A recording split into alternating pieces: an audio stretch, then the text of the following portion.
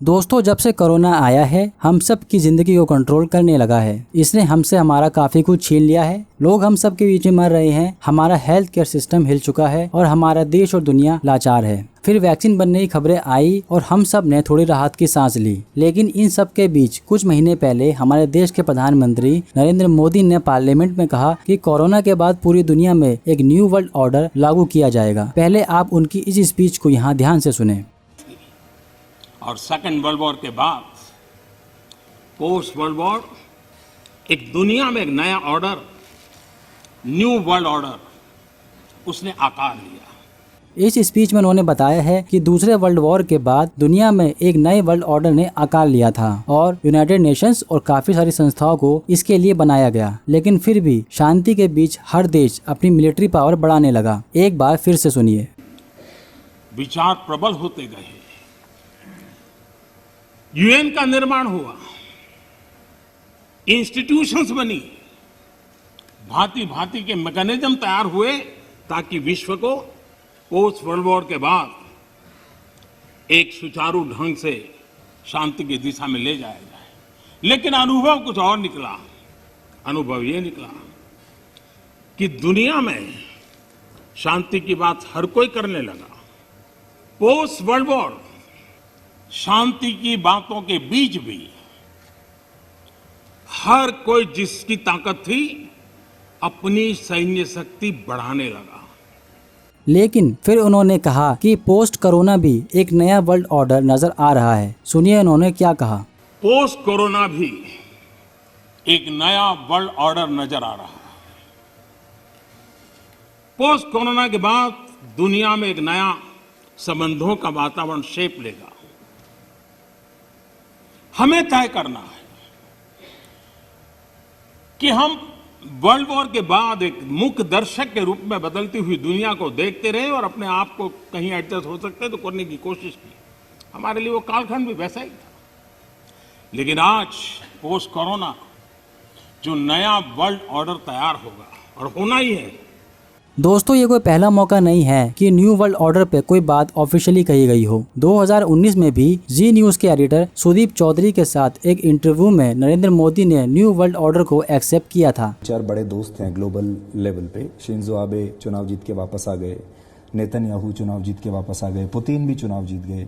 आपके अगले दोस्त जो ट्रंप हैं उनका भी चुनाव आने वाला है, वो भी शायद, और आप भी चुनाव जीत कर वापस आ जाएंगे। आपको ऐसा लगता है कि एक नया वर्ल्ड ऑर्डर उस समय तैनात हो देखने को मिलेगा जब आप सारे लोग दोबारा से आ जाएंगे? और अगले आज वर्ल्ड ऑर्डर में भारत ने बहुत बड़ी प्रतिष्ठा कमाई है। तो दोस्तों, हमारे देश में ज्यादातर लोग इस शब्द न्यू वर्ल्ड ऑर्डर से ज्यादा वाकिफ नहीं होंगे क्योंकि यहाँ कॉन्स्पिरेसी थ्योरीज को लेकर अवेयरनेस नहीं है। दोस्तों, न्यू वर्ल्ड ऑर्डर का मतलब है कि पूरी दुनिया में एक ही गवर्नमेंट हो। मतलब हर देश की सरकार की निजता को खत्म करके एक गवर्नमेंट क्रिएट की जाएगी जिसमें एक धर्म, एक सरकार और एक करेंसी होगी। इस नई विश्व व्यवस्था को चलाने वाले लोगों में ताकतवर नेताओं के अलावा बड़े बैंकर्स, बड़ी फार्मास्यूटिकल्स और हथियार बनाने वाली कंपनियों के मालिक और मीडिया ग्रुप्स को चलाने वाले लोग शामिल होंगे। हालांकि न्यू वर्ल्ड ऑर्डर वजूद में तो काफी पहले से था, लेकिन अब पोस्ट कोरोना के बाद ये खुलकर सबके सामने आ रहा है। दुनिया में जो कुछ भी हो रहा है उसका ऑर्डर वहीं से आता है। अगर हम एग्जांपल लें तो हमारे देश में अभी किसानों के कानूनों को लेकर जो कुछ चल रहा है वो हमारी सरकार ने नहीं चाहा है, बल्कि ये ऑर्डर न्यू वर्ल्ड ऑर्डर में बैठे ताकतवर लोगों से आया है। ये लोग अपने मुनाफे और फायदे के लिए ऐसे कानून बनवाने पे जोर देते हैं। हालांकि ये टॉपिक अलग है, हम इस पे कभी और बात करेंगे। तो दोस्तों, दुनिया में जो कुछ बड़ा होता है वो इनके इशारों से ही होता है और हमें ये लगता है कि ये सब हमारी सरकार कर रही है। कहने का मतलब ये है कि ये असली खिलाड़ी होते हैं और देशों की सरकारें सिर्फ एक फेस होती है। हम न्यू वर्ल्ड ऑर्डर को सीधे तरीके से नहीं देख सकते क्योंकि हम तक न्यूज और इन्फॉर्मेशन देने वाला मीडिया उनके कंट्रोल में होता है और ये बात आप सब जानते हैं कि मीडिया बड़े पैसे वालों के हाथों की कठपुतली भी होता है। अगर हम अपने देश की बात करें तो यहाँ की मीडिया नरेंद्र मोदी के बारे में हमेशा पॉजिटिव रुख अपनाती है। वो मोदी को कभी भी क्रिटिसाइज नहीं करती, इसलिए यहाँ की मीडिया हमेशा लोगों के निशाने पर होती है। ये लोग मोदी को भगवान की तरह प्रोजेक्ट करते हैं, लेकिन हमारे देश की मीडिया भी न्यू वर्ल्ड ऑर्डर के उन मेंबर्स के हाथ में है जो वर्ल्ड को कंट्रोल करते हैं। हालांकि मोदी ने अपनी स्पीच में ये कहा था कि न्यू वर्ल्ड ऑर्डर दूसरे वर्ल्ड वॉर के बाद वजूद में आया, लेकिन दोस्तों ये सच नहीं है। न्यू वर्ल्ड ऑर्डर 1782 में ही वजूद में आ गया था और ज्यादातर लोग ये सोचते हैं कि न्यू वर्ल्ड ऑर्डर अमेरिका से चलता है। दरअसल अमेरिका में तो इनके एजेंट बैठे होते हैं जिन्होंने पूरी दुनिया को खरीदा हुआ है। इनका टारगेट है कि दुनिया के सबसे ताकतवर घरानों के अंडर पूरी दुनिया को लाया जाए। इस न्यू वर्ल्ड ऑर्डर में दुनिया के सबसे ताकतवर घराने ये तय करेंगे कि किसी देश में किसकी सरकार होगी, किसी देश की इकोनॉमी का हाल कैसा होगा और न्यू वर्ल्ड ऑर्डर के उलट चलने वालों देशों पे बैन कैसे लगाया जाएगा। दुनिया में बढ़ता ग्लोबलाइजेशन, प्राइवेटाइजेशन और एफडीआई भी इनके इसी एजेंडे की देन है। लोकतांत्रिक देशों की सरकारों के चुनने और इलेक्शन में भी इसी सीक्रेट सोसाइटी के पर्दे के पीछे से हाथ रहता है। चाइना से कोरोना आने के बाद दुनिया की आईटी कंपनियों की मौज हो गई। सरकारों ने लोगों को घरों में कैद कर दिया, उनके सारे कामों को डिजिटल कर दिया गया। Online food, online ticket, online payment और ऑनलाइन पढ़ाई होने लगी। हमारे आधार कार्ड और पैन कार्ड लिंक कर दिए गए और सिर्फ एक क्लिक पे हमारी सारी इन्फॉर्मेशन उन लोगों के हाथों में थी। अमेरिका जैसे देश में तो एक कदम आगे बढ़कर वहाँ सारे काम फिंगरप्रिंट से होने लगे। आप फिंगर टच करें और काम हो गया। ऐसा लग रहा है कि कोरोना ने हमारी जिंदगी को आसान कर दिया है, लेकिन इसके साथ साथ हमारी प्राइवेसी बिल्कुल जीरो भी हो गई है। आम लोगों की निगरानी यानी सर्विलेंस और सेंसरशिप भी न्यू वर्ल्ड ऑर्डर के एजेंडे में शामिल है। इसके साथ ही सोशल सिक्योरिटी नंबर, रिटेल सामानों के लिए यूनिवर्सल प्रोडक्ट कोड और अभी हाल में ही कई देशों में कई कंपनियों के एम्प्लॉय के शरीर में माइक्रोचिप डालना भी इसी एजेंडे का हिस्सा है। तो दोस्तों, न्यू वर्ल्ड ऑर्डर के इस कॉन्सेप्ट को अगर हम देखें तो ये काफी पुराना टॉपिक है और इसके फ्यूचर में पूरा होने के बारे में रिलीजन प्रोफेसी भी है, लेकिन इसके बारे में मैं आपको वीडियो के एंड में बताऊंगा। दोस्तों, अगर हम देखें तो न्यू वर्ल्ड ऑर्डर कॉन्सेप्ट का सबसे अहम किरदार है मेयर एस्मे रॉथस्चाइल्ड। ये इल्यूमिनाटी जैसी सीक्रेट सोसाइटी को मजबूत करने में एक इम्पोर्टेंट रोल निभा चुका है। न्यू वर्ल्ड ऑर्डर एक पूरा फाइनेंस पे टिका हुआ कॉन्सेप्ट है और ये रॉथस्चाइल्ड फैमिली इसकी खिलाड़ी है, क्योंकि दुनिया का सबसे बड़ा बैंकिंग और फाइनेंस सिस्टम इनके हाथ में है और ये इसका इस्तेमाल करते हैं न्यू वर्ल्ड ऑर्डर को लाने में। दोस्तों, रॉथस्चाइल्ड एक जर्मन यहूदी था। इसका सिक्के बनाने का काम था, लेकिन सिक्के बनवाने के कारोबार में इसने काफी तरक्की हासिल की और वहाँ के राजा को सिक्के गिरवी देने लगा और वहाँ एक पेपर पे लिखने लगा कि किसने कितने सिक्के इससे लिए और ऐसे ही इसने बैंकिंग सिस्टम की शुरुआत करी और देखते ही देखते इसके अंडर पूरा देश आ गया। फिर इसने अपने 5 बेटों को 5 अलग देशों में भेजा, जहाँ इन सब ने मिलकर बैंकिंग फाइनेंस सिस्टम को खड़ा किया और हर देश में इन्हें नोबेल फैमिली डिक्लेयर किया गया। नोबेल फैमिली रॉयल फैमिली से बस एक दर्जे नीचे होती है, बाकी उनको वही सुविधाएं मिलती हैं जो किसी रॉयल फैमिली को मिलती है। रॉथस्चाइल्ड फैमिली के बैंकिंग सिस्टम ने इन देशों को अपने पे इतना डिपेंड कर लिया कि वो देश इनके गुलाम हो गए, जिनमें इंग्लैंड, ऑस्ट्रेलिया, फ्रांस, जर्मनी और इटली थे। इस तरह से न्यू वर्ल्ड ऑर्डर का सबसे पहला हथियार था बैंकिंग। और अब रॉथस्चाइल्ड फैमिली इतनी अमीर है कि इनके पास 8 अमीर लोगों से ज्यादा 5 गुना प्रॉपर्टी है और अगर आप इनको गूगल करेंगे तो ये गूगल की किसी लिस्ट में आपको नहीं मिलेंगे। न्यू वर्ल्ड ऑर्डर में दूसरी सबसे ताकतवर फैमिली है Rockefeller family. John Peter Rockefeller Germany में पैदा हुआ था और फिर 1723 में अमेरिका में आकर बस गया और फिर 1977 तक रॉकफेलर फैमिली अमेरिका के इतिहास की सबसे ताकतवर फैमिली रही। रॉकफेलर ने यहाँ आकर ऑयल कंपनी की स्टार्टिंग की और आप जानते हैं कि दुनिया को बैंकिंग और तेल ही कंट्रोल करते हैं। इन कंपनी को चलाने वाले ही न्यू वर्ल्ड ऑर्डर की चाबी अपने पास रखते हैं। तो ऐसे में रॉकफेलर अमेरिका का 90% ऑयल अपने पास कंट्रोल करके रखती है। इसके साथ ही ये फैमिली अमेरिका के पॉलिटिक्स में भी उतरे हुए हैं, जहाँ ये 1912 से 2006 तक अमेरिका के अहम पोस्ट पे रहे हैं, जिनमें से एक पोस्ट वाइस प्रेसिडेंट की भी थी। अगर बात करें ऐसे सीक्रेट मीटिंग की जिसके मेंबर्स और मीटिंग्स को हद तक टॉप सीक्रेट रखा जाता है, और ये ग्रुप है बिल्डरबर्ग ग्रुप। 1954 में पहली बार 29 से 31 मई तक चली ये बैठक नीदरलैंड के एक होटल द बिल्डरबर्ग में हुई। इस मीटिंग में शुरुआत में कुल 50 लोग शामिल हुए थे, पर अब ये गिनती 120 तक जा पहुंची है। शामिल होने वालों में रॉयल फैमिली के लोग, बड़े बैंक के सीईओ और कुछ देशों के प्रधानमंत्री और प्रेसिडेंट और मल्टीनेशनल कंपनियों के सीईओ होते हैं। शुरुआत में इन बैठकों के बारे में कोई इन्फॉर्मेशन बाहर नहीं आती थी और इन मीटिंग्स को लेकर हमेशा बवाल होता था, लेकिन अब इनमें शामिल होने वालों की लिस्ट तो पब्लिक कर दी जाती है, मगर मीटिंग में किन मुद्दों पर क्या डिस्कशन हुई ये अब भी टॉप सीक्रेट रखा जाता है। 2014 में हुई इस मीटिंग में सबसे बड़ा मुद्दा था पॉपुलेशन, और फिर इस मीटिंग में ये एडवाइस दी गई कि पॉपुलेशन को खत्म करने के लिए अकाल और वॉर को हथियार बनाया जाए, और अब कोरोना ने उनको ऐसा मौका दे दिया। 2 साल पहले दुनिया के अमीरों में शुमार बिल गेट्स ने कहा था कि एक महामारी आएगी और दुनिया की काफी पॉपुलेशन को खत्म करेगी। इस पे हमने एक अलग वीडियो बना रखी है, उसका लिंक आपको डिस्क्रिप्शन में दिया है, आप देख सकते हैं। इसमें कोई दो राय नहीं कि कोरोना उनके जरिए बनाया गया एक हथियार हो, जिसे एक एजेंडा के तहत लीक करवाया गया हो और उसका अंजाम सबके सामने है। और अब तो न्यूयॉर्क टाइम्स ने कुछ ईमेल लीक किए हैं जिनमें अमेरिका के काफी बड़े डॉक्टर एंथनी फॉकी पर ये इल्जाम लगा है कि उन्होंने चाइना के एक बड़े रिसर्च लैब को पैसे देकर कोरोना जैसे वायरस बनवाने के लिए बात करी। न्यू वर्ल्ड ऑर्डर को अगर आप समझना चाहे तो मैं इसे आसानी से बता देता हूँ। न्यू वर्ल्ड ऑर्डर का जो सिंबल है वो ये पिरामिड है। ये पिरामिड इन्होंने काफी सोच समझकर चुना है, क्योंकि जो इसके ऊपर आंख आंख आपको दिख रही है वो एक शख्स को यहाँ रिप्रेजेंट कर रही है। इसके बारे में आपको मैं कुछ देर में बताऊंगा। तो दोस्तों ये जो पिरामिड है वो 8 हिस्सों में बटा है। न्यू वर्ल्ड ऑर्डर का ये पिरामिड आपको समझा देगा कि हम यानी पब्लिक किस पोजीशन पे आती है और ये दुनिया को कंट्रोल करने वाले लोग कहाँ बैठते हैं। सबसे नीचे जो आप देख रहे हैं ये हमारे दुनिया की पॉपुलेशन है यानी हम सब।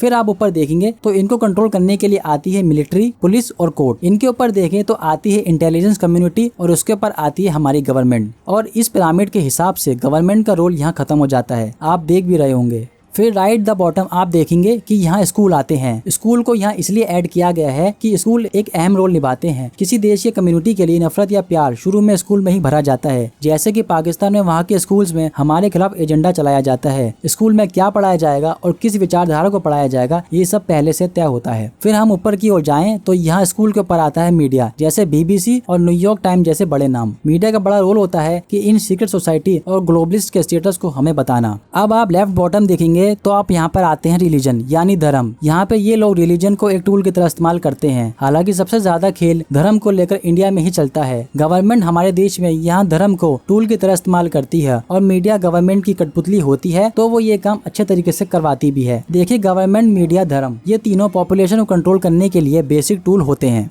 अब ऊपर चलें तो गवर्नमेंट के ऊपर आती है कॉर्पोरेशन यानी दुनिया की बड़ी कंपनी, जिसमें फार्मास्यूटिकल्स यानी दवा कंपनियां भी आती हैं। ये लोग ही गवर्नमेंट को कंट्रोल करके अपने लायक रूल्स बनवाते हैं और एक दबाव बना के रखते हैं। अब कोरोना के समय आप देख ही रहे होंगे कि दुनिया की सारी दवा कंपनियां कैसे सरकारों के साथ मनमानी कर रही हैं और अपने हिसाब से वैक्सीन के दाम तय कर रही हैं। अब इसके ऊपर चलेंगे तो देखेंगे कि वर्ल्ड फाइनेंस सिस्टम कौन कंट्रोल करता है। इनमें हम देखेंगे कि वर्ल्ड बैंक होते हैं, सेंट्रल बैंक होते हैं और टैक्स रेवेन्यू होता है। दुनिया की जितनी भी बैंकिंग और फाइनेंस कंपनियां होती हैं वो इस पिरामिड के चौथे स्टेज पर आती हैं। ये कंपनियां वर्ल्ड के फाइनेंस को कंट्रोल करती हैं। मतलब ये दुनिया की जितनी गवर्नमेंट है ये उनके ऊपर की बात है। और ये बैंक से गवर्नमेंट ही नहीं बल्कि फार्मास्यूटिकल्स कंपनियां और दुनिया की बड़ी ऑयल कंपनियों को भी लोन देकर कंट्रोल करते हैं। अब इस पिरामिड में ऊपर आए तो हम देखते हैं थिंक टैंक यानी राउंड टेबल। ये थोड़ी सी सीक्रेट सोसाइटी में आ जाती है। देखिए अब हम पिरामिड में ऊपर जा रहे हैं तो यकीनन अब सीक्रेट सोसाइटी का रोल आपको दिखने लगेगा। राउंड टेबल से ही न्यू वर्ल्ड ऑर्डर जैसी चीजों की शुरुआत होती है। तो आपको थोड़ा जल्दी से एक्सप्लेन करके बता देता हूँ। राउंड टेबल की सोच निकली थी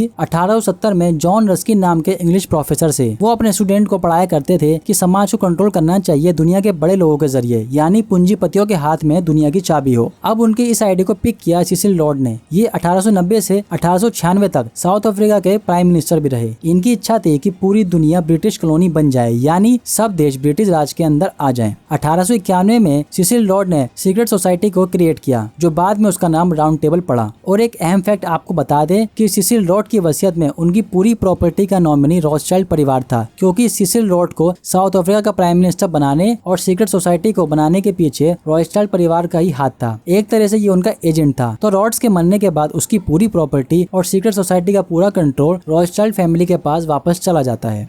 दोस्तों तो राउंड टेबल से इसकी 6 ब्रांचें निकली हैं। Council of foreign relation, the royal institute of international affairs, the Bilderberg group, the trilateral commission, United Nations और क्लब ऑफ रोम्स। अब हम वापस पिरामिड पर आते हैं तो हम थिंक टैंक के बाद कमेटी ऑफ 300 देखते हैं। यह दुनिया के सबसे अमीर 300 लोगों की एक कमेटी होती है जिसे द ओलंपियन या इल्यूमिनाटी के नाम से भी जाना जाता है। इस कमेटी को 1728 में दुनिया के 300 मेंबर के साथ बनाया गया था। ये बहुत ज्यादा सीक्रेट होती है। इनके ऊपर किसी देश का कोई कानून लागू नहीं होता और यही लोग तय करते हैं कि किस देश में कौन सी सरकार रहेगी और वहाँ के पॉलिटिकल बिहेवियर को इस कमेटी के अंदर के लोग बैठे ही कंट्रोल करते हैं। और एक फैक्ट ये भी है कि पाकिस्तान के प्रधानमंत्री बेनजीर भुट्टो को भी मरवाने में इसी कमेटी के एक मेंबर का हाथ था और इस कमेटी को लीड करता है वही रॉथस्चाइल्ड परिवार। अब पिरामिड में और ऊपर आते हैं और हम देखते हैं कि अब क्राउन ऑफ काउंसिल ऑफ 13, इसमें जो अमीर लोग शामिल होते हैं वो आपको गूगल पे नहीं मिलेंगे। ये रॉयल फैमिली का एक ग्रुप है जिस रॉयल फैमिली का हिस्सा पूरी दुनिया रही है। दुनिया की इन सबसे शक्तिशाली परिवारों के पास दुनिया की 90% प्रॉपर्टी है और बाकी दुनिया के लिए इन्होंने 10% छोड़ रखा है। ये ऐसे परिवार है जिनकी दुनिया के लगभग हर क्षेत्र में पकड़ है, चाहे वो पॉलिटिक्स हो, बिजनेस हो या एंटरटेनमेंट हो। इन 13 ब्लड लाइन्स का रिलेशन पैसे और पावर से इतना ज्यादा है कि जिसके बारे में हम सोच भी नहीं सकते। और ये परिवार यूरोप से लेकर चीन तक फैले हुए हैं। दुनिया भर के political party, supreme court, education hub, natural resources, foreign policies, national economy, media family, यहाँ तक कि टेररिस्ट ग्रुप भी यही तय करते हैं। और अगला टेररिस्ट अटैक कब और कहाँ होगा ये भी इन्हीं लोगों के एजेंडे में शामिल होता है।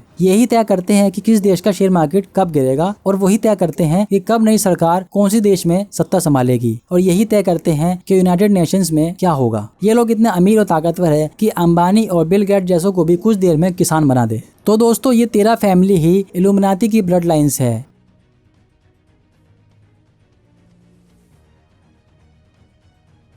ये लोग इतने अमीर है कि इनको कोई फर्क नहीं पड़ता कि देश की गद्दी पे कौन बैठा है। रॉथस्चाइल्ड परिवार के तीसरे बेटे नेथन मेयर रॉथस्चाइल्ड ने एक बार कहा था कि मुझे परवाह नहीं कि इंग्लैंड पर राज करने के लिए इंग्लैंड के तख्त पे कौन सी कठपुतली रखी गई है। ब्रिटेन की मनी सप्लाई को कंट्रोल करने वाला इंसान ही ब्रिटिश एम्पायर को कंट्रोल करता है, और अब मैं ब्रिटिश मनी सप्लाई को कंट्रोल करता हूँ। नेथन के शब्दों में ही इतनी बड़ी बात है कि वो किसी भी सिस्टम, कानून और राजा से ऊपर है। इन लोगों का एजेंडा ये है कि ये दुनिया की आबादी को कम से कम 3 अरब पर लेके आए, ताकि ये दुनिया में जो रिसोर्सेज है उनको खुद के लिए इस्तेमाल करें। इसके लिए पॉपुलेशन को कंट्रोल करने में किसी भी हद तक जा सकते हैं। ये वायरस बनवा के फैलवा देते हैं ताकि आम आदमी की पॉपुलेशन को खत्म किया जा सके। और कहा तो ये भी जाता है कि इन परिवार के पास एड्स और कैंसर जैसी बीमारियों का इलाज भी है, लेकिन वो इसे पब्लिक को देना नहीं चाहते। दोस्तों, इन 13 ब्लड लाइन्स का इतिहास अगर मैं बताऊं तो ये वीडियो हद से ज्यादा लंबी हो जाएगी, लेकिन इनमें से रॉथस्चाइल्ड फैमिली इल्यूमिनाटी की कर्ता धर्ता है। रॉथस्चाइल्ड के ऊपर मैं एक पूरी सेपरेट वीडियो जल्द लेकर आऊंगा। तो दोस्तों, अब वापस पिरामिड पर आकर देखते हैं कि सबसे ऊपर कौन है। दोस्तों, दुनिया की सबसे ताकतवर काउंसिल के ऊपर कौन हो सकता है? जिस 13 परिवारों के आगे पूरी दुनिया घुटने टेक देती हो,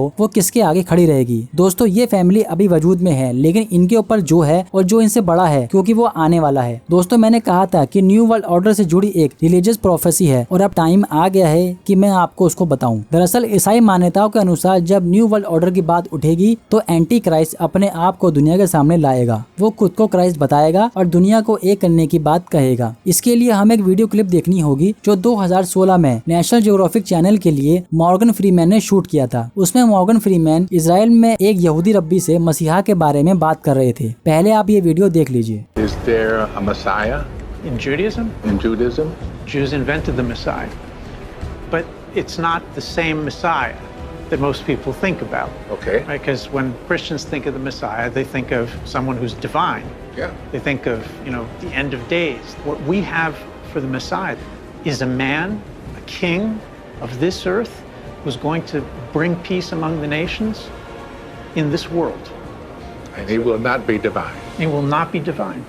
तो दोस्तों, आपने देखा ही होगा कि ये क्या बात कर रहे हैं। दरअसल मॉर्गन फ्रीमैन को ये रब्बी कह रहे हैं कि वो जीसस क्राइस्ट को अपना मसीहा नहीं मानते, बल्कि उनका मसीहा उनके बीच से ही खड़ा होगा, यानी मसीहा धरती का ही होगा और वो हमारे बीच से ही निकलेगा। और वो 3 चीजें दुनिया में यहूदियों के लिए करेगा। पहला वो ये कि वो एक नई गवर्नमेंट बनाएगा, यानी वन वर्ल्ड थ्योरी को वो सबके बीच में रखेगा। दूसरा ये कि वो धार्मिक शांति लाएगा, यानी हर धर्म को एक जगह लाकर उसमें मिला देगा और शांति लाएगा। और तीसरा ये कि वो यहूदियों के लिए एक मंदिर बनवाएगा। और अब दुनिया को देखें तो ये तीनों चीज ही वन वर्ल्ड और न्यू वर्ल्ड ऑर्डर के अंडर पूरी होने के पूरे चांस है, क्योंकि इतना तय है कि एंटी क्राइस्ट क्राउन काउंसिल से ही निकलेगा, जिसमें दुनिया के सारे ताकतवर लोग शामिल है, और यही लोग न्यू वर्ल्ड ऑर्डर के लिए पूरी तरीके से तैयार है। अभी हाल के दिनों में आप देख सकते हैं कि दुनिया के कट्टर दुश्मन देश अब आपस में मिल रहे हैं, जैसे इजराइल और सऊदी अरबिया। ये एंटी क्राइस्ट के इशारे पे ही हो रहा है, लेकिन उसे हम अभी नहीं जानते, क्योंकि वो अभी खुलकर सामने नहीं आया है। वो सबको कन्विंस कर लेगा कि वो ही सही है, वो जो कर रहा है वो सबका भला कर रहा है, और उसे कहने पे ही लोग चलेंगे।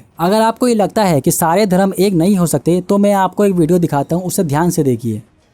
Peace in our families, peace across this land, and dare I ask, O Lord, peace even in this chamber, now and evermore.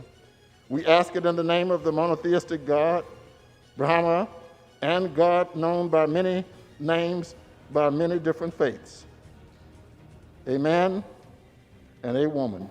तो आपने देखा कि व्हाइट हाउस में प्रेयर की गई, और इस प्रेयर में इस इंसान ने देश के लिए भलाई मांगी, लेकिन जब प्रेयर को खत्म करने की बात आई तो उसने इस प्रेयर को ब्रह्मा और दूसरे गुरुओं के नाम से मांगा और आमीन बोल दिया। दोस्तों, आपको बता दूं कि अमेरिका एक ईसाई देश है। आज तक वहाँ पे कभी भी ऐसा नहीं हुआ कि ईसाई धर्म को किसी के साथ मिक्स किया गया हो, लेकिन जो बाइडेन के राष्ट्रपति बनने के बाद ये पहली बार हुआ है कि यहाँ क्रिश्चियन प्रेयर में ब्रह्मा और बाकी देवताओं के नाम लिए गए हों। दरअसल ये लोग अब खुलकर अपने एजेंडे को आगे बढ़ा रहे हैं कि सारे धर्म धर्म एक है। ये लोग ये दिखा रहे हैं कि ईसाइयत के क्राइस्ट, हिंदुओं के ब्रह्मा, कुरान के मोहम्मद और बुद्ध अलग अलग नहीं है, बल्कि ये एक ही है। और इन सब के बीच में हम अपने पॉप को कैसे भूल सकते हैं। वो खुद इस राउंड टेबल के मेंबर है और सबको ये दिखाना चाह रहे हैं कि सारे धर्म एक हैं। और अब वो दुनिया भर के धर्मों के मंदिर में जाकर ये मैसेज दे रहे हैं कि हम सब एक हैं। अभी कुछ दिनों पहले तो उन्होंने ये भी कहा था कि समलैंगिकता को मान्यता मिलनी चाहिए। वो गे शादी को अपनी रजामंदी देते हैं, जबकि ईसाइयत के शुरुआत से लेकर आज तक चर्च हमेशा इसके खिलाफ रहा है। ये सब चीजें हमें दिखा रही है कि हम लोग न्यू वर्ल्ड के कितने करीब हैं, जहां एक सरकार, एक धर्म और एक करेंसी होगी। न्यू वर्ल्ड ऑर्डर को एकदम से लागू नहीं किया जा रहा है। ये प्रोसेस तो सालों से बैकग्राउंड में चला आ रहा है। इसकी एक झलक आपको अमेरिका के डेनवर एयरपोर्ट पे मिलेगी। जानने वाले लोग ये बोलते हैं कि ये इल्यूमिनाती के सिंबल की तरह बनाया गया है। इस एयरपोर्ट पे बनी मूर्तियां, पेंटिंग, ड्राइंग और सिंबल खुले तौर पे इस सीक्रेट सोसाइटी के न्यू वर्ल्ड ऑर्डर एजेंडे को दिखाते हैं, जबकि ये एयरपोर्ट 1995 में बनाया गया था। लास्ट में आपको यही बताना चाहेंगे कि इल्यूमिनाती जैसे सीक्रेट सोसाइटी को बनाने वाले लोग यहूदी ही हैं और 90% यहूदी लोग इन सीक्रेट सोसाइटी को कंट्रोल करते हैं। तो आप समझ रहे होंगे कि मैं आपको क्या समझाना चाहता हूँ। तो दोस्तों, आज की वीडियो में हमने आपको बताया है कि न्यू वर्ल्ड क्या है, इसका एजेंडा क्या है और किस तरह से ये कोरोना के बाद अपने एजेंडे को आगे बढ़ाएंगे। हम जानते हैं कि वीडियो काफी लंबी हो गई है, लेकिन आपके लिए ये इन्फॉर्मेशन एक वीडियो में कवर करना जरूरी था। इस वीडियो में हमसे अगर कुछ मिस हुआ है तो प्लीज उसे कमेंट बॉक्स में आकर जरूर लिखें, और अगर आपको हमारी मेहनत पसंद आई है तो उसे शेयर जरूर करें। मिलते हैं आपसे एक नई वीडियो और टॉपिक के साथ। जय हिंद।